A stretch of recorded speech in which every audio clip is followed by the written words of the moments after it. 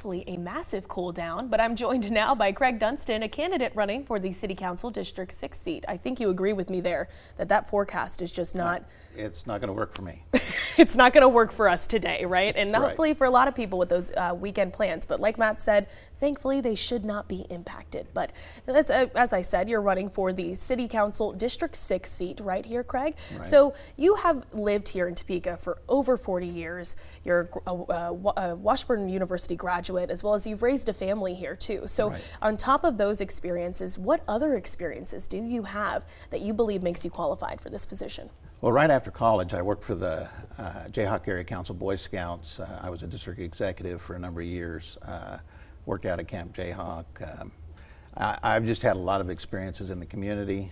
I've been a court-appointed special advocate, an educational advocate,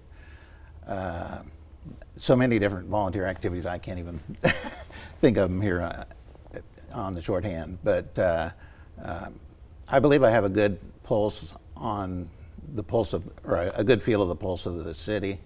I've lived here long enough, and Yeah, I just feel good about the people of Topeka. Of course. And so you write on your website, I love Topeka, but I know we can do better. So what do you mean by that? What can we be doing better at? Well, you just kind of introed it a few minutes ago when you said that we're already surpassing last year's murder rate. We've got to do better there in terms of law enforcement. And I don't know exactly what the problem is. I know that people have been studying it, but we've just got to do something.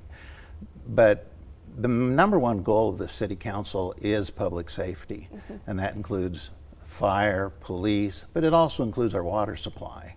And I am very concerned that we have 890 miles of water transmission lines in Topeka, of which over 60 are 100 years old. In fact, the water line that goes down the block in front of my house was installed 96 years ago, and it's broken 4 or 5 times since we've lived there. The most recent one on 10th Street, and I'm sure a lot of people had to drive around that break. At the rate we're going, we're not going to get them all replaced before many of them just fail completely.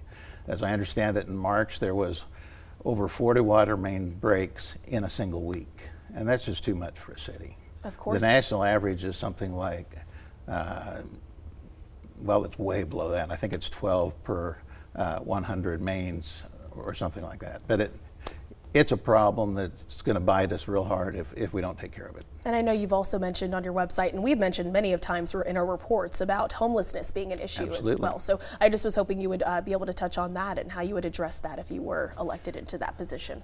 Yeah, I think that well-meaning people sometimes do cruel things. I believe doing away with the homeless encampment was probably a mistake. We should have had a place for those people to go. I've lived here long enough that I was here when the state hospital was here. And when they closed that, unfortunately, a lot of homelessness, or a lot of the homeless were just left out on the street to fend for themselves. And we need to make sure that we provide affordable housing, or in some cases that we put group homes together so that they have supervision.